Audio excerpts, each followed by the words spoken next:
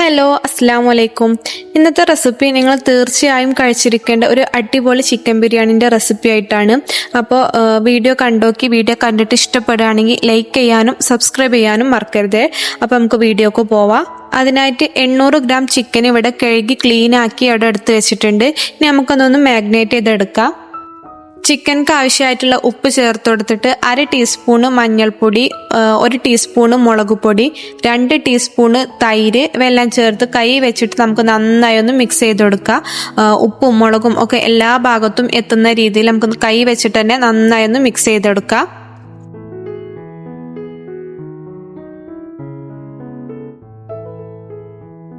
എല്ലാം ചേർത്ത് ഇതിന് പുറമെ ഞാനൊന്നും ചേർത്ത് കൊടുത്തിട്ടില്ല. ഇതെല്ലാം ചേർത്ത് കൊടുത്തിട്ട് ഞാൻ 2 മണിക്കൂർ ഈ ചിക്കന് ഫ്രിഡ്ജിൽ റെസ്റ്റ് ചെയ്യാൻ മാറ്റി വെക്കാണ്. ഇനി ഇതിലേക്ക് ഒരു വലിയ കഷ്ണം ഇഞ്ചി, ഒരു 3 പച്ചമുളക്, ഒരു 10-15 അല്ലി വെളുത്തുള്ളി ചതച്ചെടുക്കുന്നുണ്ട്. പിന്നെ ഒരു 4 വലിയ സവാള ഞാൻ ഇവിടെ കനം കുറച്ച് അരിഞ്ഞെടുത്തിട്ടുണ്ട്. ഇനി നമുക്കത് സവാള ഒന്ന് പൊരിച്ചെടുക്കുക. അപ്പോൾ അതാ ഒരു പാൻ അടുപ്പത്ത് വെച്ചിട്ട് അതിലേക്ക് കുറച്ച് സൺഫ്ലവർ ഓയിൽ ചേർത്തെടുത്തിട്ട് ഈ ഉള്ളിൻ്റെ പകുതി ഞാൻ ഇതിലേക്ക് ചേർത്ത് കൊടുക്കുന്നുണ്ട്. അപ്പോൾ ആ കട്ട് ചെയ്ത് വെച്ച സവാളയിൽ നിന്ന് പകുതി മുഴുവനും ഞാൻ അവിടെ ഫ്രൈ ചെയ്ത് മാറ്റി വെച്ചിട്ടുണ്ട്. ഇനി മറ്റൊരു പാൻ വെച്ചിട്ട് നമുക്ക് ഈ പൊരിച്ച എണ്ണയിൽ നിന്ന് കുറച്ച് നമുക്ക് ആ പാനിക്ക് ചേർത്ത് കൊടുക്കുക. എന്നിട്ട് ഇത് നമ്മുടെ ചിക്കൻ ഒന്ന് ഫ്രൈ ചെയ്തെടുക്കുന്നുണ്ട്. ചിക്കൻ ഒരു 80% മാത്രം വേവിച്ചെടുക്കണുള്ളൂ. ബാക്കി നമ്മുടെ മസാലയിൽ കടന്നിട്ട് നന്നായി വെന്ത് കിട്ടും. അപ്പോൾ അതാ ഒരു 2-3 മിനിറ്റ് കഴിയുമ്പോൾ നമുക്ക് തിരിച്ചിട്ട് കൊടുക്കുക. അതൊരു 5 മിനിറ്റ് വേവിച്ചെടുത്തിട്ട് നമുക്കവിടെ കോരി മാറ്റാം.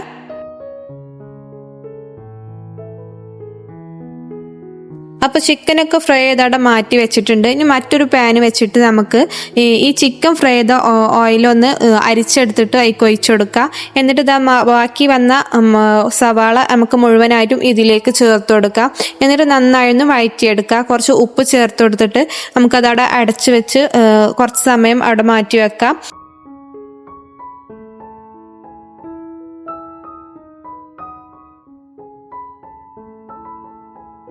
അപ്പോൾ സവാള നന്നായി വഴറ്റി കിട്ടണം. അപ്പോൾ അതാ കുറച്ച് സമയം അടച്ചു വെച്ചപ്പോൾ നന്നായി വഴറ്റി കിട്ടിയിട്ടുണ്ട്. ഇനി നമുക്ക് ഇതിലേക്ക് ഒരു 2 വലിയ തക്കാളി കട്ട് ചെയ്ത് ചേർത്ത് കൊടുക്കാം. തക്കാളി ചേർത്ത് കൊടുത്തിട്ട് നന്നായി ഒന്ന് മിക്സ് ചെയ്തിട്ട് വീണ്ടും നമുക്ക് അടച്ചു വെക്കാം. തക്കാളിയൊക്കെ നന്നായി ഉടഞ്ഞ് വരണം. അപ്പോൾ ആ സമയം കൊണ്ട് നമുക്ക് റൈസ് റെഡിയാക്കാം. അപ്പോൾ മറ്റൊരു ഗ്യാസിൽ റൈസ് റെഡിയാക്കാനുള്ള പാന് വെച്ചിട്ടുണ്ട്. അതിലേക്ക് നമ്മൾ സവാള വറുത്ത എണ്ണയിൽ നിന്ന് ഒരു 2-3 ടേബിൾ സ്പൂണ് ഓയിൽ ചേർത്ത് കൊടുക്കുക. 1 ടീസ്പൂണ് നെയ്യും ചേർത്ത് കൊടുക്കുക. ഇനി നമുക്ക് ഇതിലേക്ക് സ്പൈസസ് ചേർത്ത് കൊടുക്കാം. ഇതിലേക്ക് കുറച്ച് ഗ്രാമ്പു, ഏലക്ക, പട്ട, ഒരു ബേ ലീഫ്, പിന്നെ 1/2 ടീസ്പൂണ് പെരിഞ്ജീരകം, 1/2 ടീസ്പൂണ് സാജീരകം ഇവയെല്ലാം ചേർത്ത് നന്നായി വഴറ്റിയെടുക്കുക. ആ സ്പൈസസ് ഒക്കെ ആ എണ്ണയിൽ അതിൻ്റെ ഫ്ലേവർ വരുന്ന സമയം വരെ നമുക്ക് നന്നായി വഴറ്റിയെടുക്കുക. എന്നിട്ട് സവാളിന് ചെറിയൊരു ഭാഗം കട്ട് ചെയ്തിട്ട് അതും ഇതിലേക്ക് ചേർത്ത് കൊടുക്കുന്നുണ്ട്. എന്നിട്ട് നന്നായി ഒന്ന് വഴറ്റിയെടുക്കുക.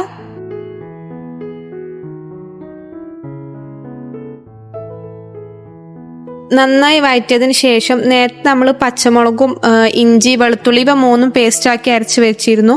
അതിൽ നിന്ന് ഒരു 1/2 ടീസ്പൂണ് ഇതിലേക്ക് ചേർത്ത് കൊടുക്കുക. എന്നിട്ട് നന്നായി ഒന്ന് മിക്സ് ചെയ്ത് കൊടുക്കുക. എന്നിട്ട് ഇത് അതിലേക്ക് ആവശ്യമായിട്ടുള്ള വെള്ളം ചേർത്ത് കൊടുക്കുന്നുണ്ട്. 1 കപ്പ് അരിക്ക് 1.25 കപ്പ് വെള്ളം എന്ന അളവിലാണ് ഞാൻ അതിലേക്ക് ചേർത്ത് കൊടുത്തിട്ടുള്ളത്. 3 കപ്പ് അരിയാണ് ഞാൻ അതിലേക്ക് എടുത്തിട്ടുള്ളത്. എന്നിട്ട് അത് ആ വെള്ളം തിളക്കണ വരെ നമുക്കതൊന്ന് അടച്ചു വെക്കാം. അപ്പോൾ അത് നമ്മുടെ മസാല തക്കാളിയൊക്കെ നന്നായി ഉടഞ്ഞു വന്നിട്ടുണ്ട്. എന്നിട്ട് നമുക്ക് അതിലേക്ക് ഇഞ്ചി വെളുത്തുള്ളി പച്ചമുളക് പേസ്റ്റാക്കി അരച്ചത് നമുക്ക് അതിലേക്ക് ചേർത്ത് കൊടുക്കാം. എന്നിട്ട് നന്നായി ഒന്ന് മിക്സ് ചെയ്ത് കൊടുക്കാം. ആ സമയം റൈസിനുള്ള വെള്ളം നന്നായി തിളച്ച് വന്നിട്ടുണ്ട്. അപ്പോൾ അതിലേക്ക് ആവശ്യമായിട്ടുള്ള ഉപ്പ് ചേർത്ത് കൊടുക്കുക. ഉപ്പ് കുറച്ച് അധികം മുന്നിൽ നിൽക്കണം നമ്മുടെ റൈസിന്. എന്നിട്ട് അതിലേക്ക് അരിയിട്ട് കൊടുക്കുക.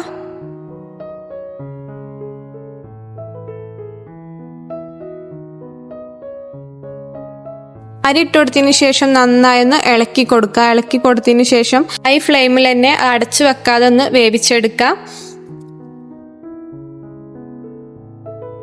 ഇനി നമുക്ക് മസാലയ്ക്കുള്ള പൊടികളൊക്കെ ചേർത്ത് കൊടുക്കുക. അപ്പോൾ അത് 1/2 ടീസ്പൂണ് മഞ്ഞൾപ്പൊടി, 1 pinch garam masala, 2 teaspoon biryani masala, 1/2 teaspoon കുരുമുളക് പൊടി ഇവയെല്ലാം ചേർത്ത് നന്നായി ഒന്ന് മിക്സ് ചെയ്ത് കൊടുക്കുക.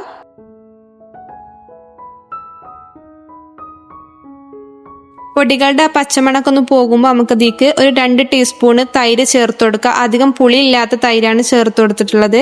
എന്നിട്ട് അതും നന്നായി മിക്സ് ചെയ്ത് കൊടുക്കുക. എന്നിട്ട് ഇതാ നമ്മൾ ഫ്രൈ ചെയ്ത് മാറ്റി വെച്ച ആ ചിക്കൻ ഇതിലേക്ക് ചേർത്ത് കൊടുക്കുന്നുണ്ട്.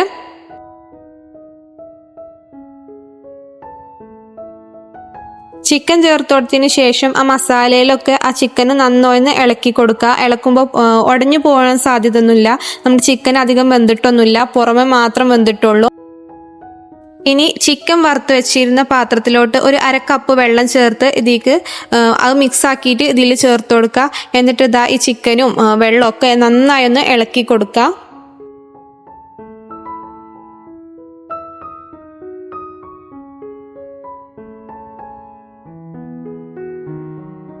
അപ്പൊ അതാ നന്നായി മിക്സ് ചെയ്ത് വെച്ചിട്ടുണ്ട്. ഇപ്പൊ ഈ സമയം നമുക്ക് ഇതിലേക്ക് ഉപ്പ് ആവശ്യമാണെങ്കിൽ ഉപ്പൊക്കെ ചേർത്ത് കൊടുക്കുക. എന്നിട്ട് ലോ ഫ്ലെയിമിലിട്ട് ഒരു 5 മിനിറ്റ് വേവിച്ചെടുക്കുക. അരിയും വെള്ളവും ഒരേ ലെവലിൽ എത്തുന്നത് വരെ തുറന്ന് വെച്ചിട്ടാണ് വേവിച്ചിട്ടുള്ളത്. ഇത് അടച്ച് വെച്ചിട്ട് ലോ ഫ്ലെയിമിൽ വെച്ച് ഒരു 7 മിനിറ്റ് വേവിച്ചെടുക്കുക. 7 മിനിറ്റ് കഴിഞ്ഞിട്ട് ഇത് ഫ്ലെയിം ഓഫ് ചെയ്യുക. അപ്പോഴേക്കും ഇതാ ചിക്കനൊക്കെ നന്നായി വെന്ത് വന്നിട്ടുണ്ട്, പാകത്തിനുള്ള വേവൊക്കെ ആയി വന്നിട്ടുണ്ട്.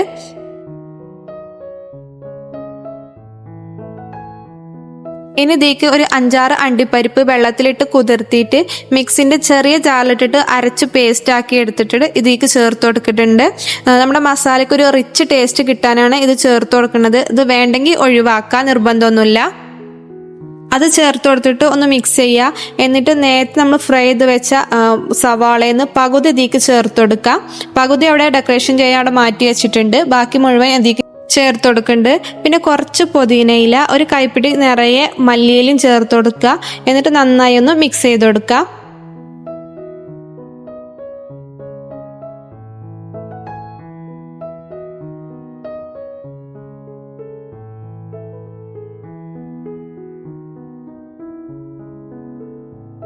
നന്നായി മിക്സ് ചെയ്തതിന് ശേഷം നമുക്ക് ഫ്ലെയിം ഓഫ് ചെയ്യുക. അപ്പോൾ അടിപൊളി മസാല ഇവിടെ റെഡി ആയിട്ടുണ്ട്. ഇനി നമുക്കിതൊന്ന് ദം ചെയ്തെടുക്കാം. എൻ്റെ ആ പാനിൽ ദം ചെയ്യാൻ കഴിയാത്തതുകൊണ്ട് ഞാൻ മറ്റൊരു പാത്രത്തിൽ ദം ചെയ്തെടുക്കുകയാണ്. അപ്പോൾ അത് അടിയിൽ മുഴുവനും ഞാൻ റൈസ് ഇട്ട് കൊടുത്തിട്ടുണ്ട്.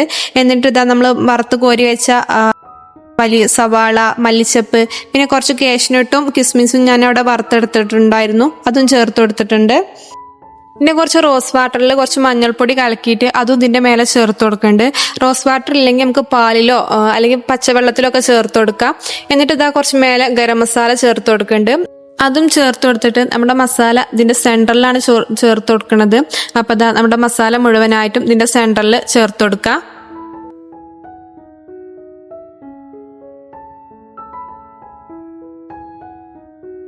മസാല മുഴുവനായിട്ടും ചേർത്ത് കൊടുത്തിട്ട് ഇതിൻ്റെ മേലെ വീണ്ടും നമുക്ക് ബാക്കി വന്ന റൈസ് മുഴുവനായിട്ടും ചേർത്ത് കൊടുക്കാം.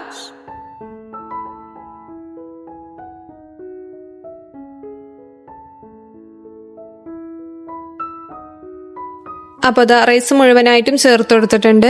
ഞാൻ നേരത്തെ ചെയ്ത പോലെ തന്നെ നമ്മുടെ സവാള, മല്ലിച്ചപ്പ്, കാഷ്നട്ട്, കിസ്മിസ് എല്ലാം ചേർത്ത് പിന്നെ കുറച്ച് മഞ്ഞൾപ്പൊടിൻ്റെ ആ വെള്ളം ചേർത്ത് കൊടുത്തിട്ട് കുറച്ച് ഗരം മസാലയും ചേർത്തിട്ട് പിന്നെ 2 ടീസ്പൂണ് നെയ്യ് ചേർത്ത് കൊടുക്കുന്നുണ്ട്. നമ്മുടെ RKG ആണ് ചേർത്ത് കൊടുക്കുന്നത്. അതും ചേർത്ത് കൊടുത്തിട്ട് നമുക്ക് ഇതൊന്ന് ദം ചെയ്തെടുക്കാം.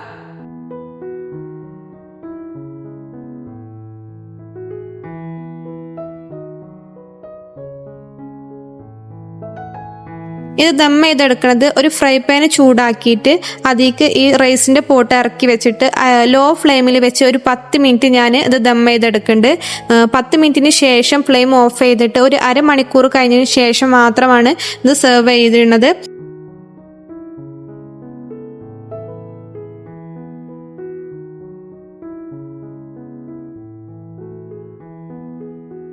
അപ്പം നല്ല ടേസ്റ്റി ആയിട്ടുള്ള ചിക്കൻ ദം ബിരിയാണി ഇവിടെ റെഡി ആയിട്ടുണ്ട്. ഈ വീഡിയോ നിങ്ങൾക്ക് യൂസ്ഫുൾ ആയിട്ടുണ്ടാവും ഞാൻ വിചാരിക്കുന്നു. യൂസ്ഫുൾ ആയിട്ടുണ്ടെങ്കിൽ നിങ്ങളെ കമൻസ് താഴെ അറിയിക്കണം. അപ്പോൾ അടുത്തൊരു പുതിയൊരു വീഡിയോയുമായി വീണ്ടും കാണാം. അതുവരേക്കും അസ്സലാമു അലൈക്കും, ബൈ.